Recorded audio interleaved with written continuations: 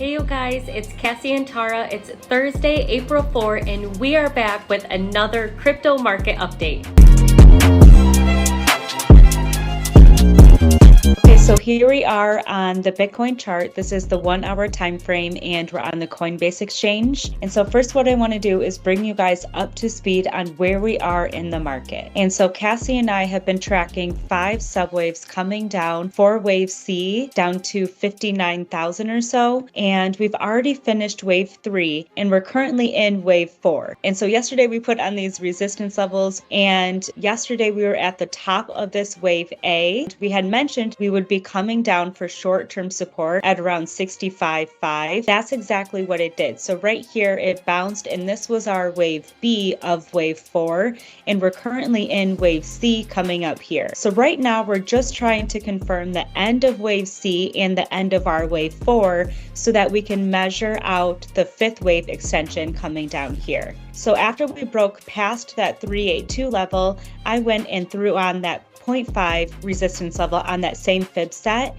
and you can see with this major push up here, it just came and reached that 0.5 fib level. So I believe that it's very possible that we just have now completed our wave 4. So now we're just waiting for it to start coming down again and form that bearish divergence. Let me get flipped over to my chart. Okay, so I have the Bitcoin 30-minute chart pulled up. You can see that for the C target, we came right to that 1.236 extension. The RSI was slightly higher or even equal on the 30-minute, but if we jump down to like 15-minute, you can see that we did get a really clear bearish divergence. So I do think that we're going to get some kind of confirmation coming down. Yeah, we still need some more development, but I think that we're going to get our C top confirmation here shortly, just based on what 15-minute is looking like right now. So it's come right to that extended C target, and it made 5 waves for C. And we are now hitting a bearish divergence on the low time frames. So we need some confirmation here for the higher time frames. So you do think it's possibly done with wave 4 as well? Yes. I do want to talk about an invalidation point, which would be over at the 69,000 area. If we do come up into those prices, I do think we need to reconsider this as an ABC into more of a new trend. But so far, it does look like we are hitting resistance right at this extended C target. So this is looking like our top of 4, which is the top of C. So yeah, this is looking complete here. And so just to remind you guys, after wave 4 is complete, we are expecting another wave coming down. So if wave 4 is complete, that could mean that this is the top for right now, and we should start to head down soon. So let's get over to Ethereum chart. Okay, so here we are on the Ethereum chart. This is the 1 hour time frame as well on the Binance exchange. And Ethereum looks a little bit different than Bitcoin because we didn't get that huge push up like Bitcoin formed. This 236 and 382 fib level, these are the resistances that I showed you how to put on your chart yesterday.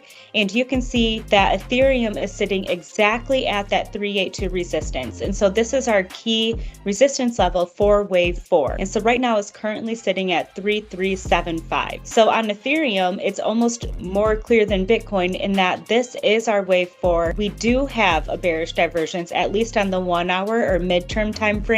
And so I think the rest of the market is going to start to form that bearish divergence. Yes, we do have those higher targets at that 1 of 1 sitting at 3,400, very near the 0.5 retrace at 3,429. So those are still valid prices that we would still consider this an ABC, but the 0.5 fib is also a pivot fib. So we would want to make sure the prices stay below that if we are still considering a new low after this correction. Right, Tar? Yeah, definitely. As long as we're under this 0.5 fib level here, we're still going to consider this to be wave 4. However, I don't think that we're necessarily going to get up to that 0.5 during this wave here, because it's looking like Ethereum is targeting this level almost perfectly at the 382, and we're going to start to head down with Bitcoin. So. Yeah.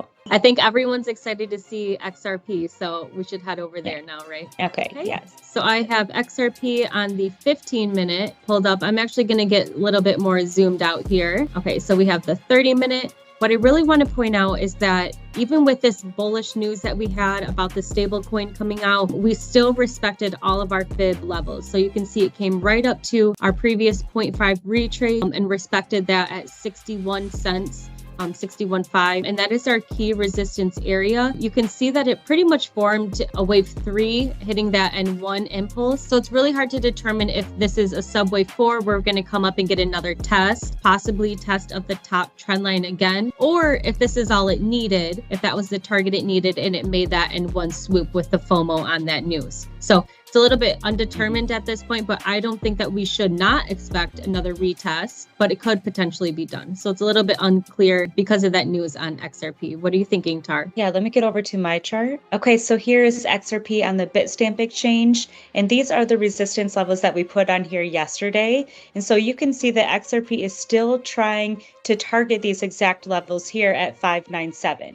So even though we had that really awesome news on XRP and it pushed up here with this FOMO candle here, we had a crazy wick going up here, but the majority of the candles and the bulk of the volume is still trying to stay right around these resistance levels here. So just like on XRP, if Bitcoin and Ethereum start to come down, XRP is going to follow it down. So the fact that we're right around these levels here, I believe that XRP is still trying to validate this as a wave 4, and we're going to make one more new low coming down here to our target level around 52 to 54 cents. Yeah, so keep an eye on those resistance levels that I provided up at 61 cents. And even the top trend line, we could get another test of that. But aligned with the market and where we are, this could be our resistance level here at the 382.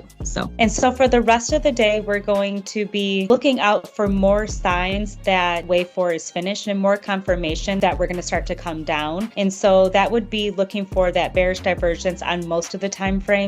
Because we did hit a significant Fibonacci level, we're not necessarily looking for it to hit another price level. We're just looking for more confirmation of it to start to come down and losing that strength and starting to form that last fifth wave coming down.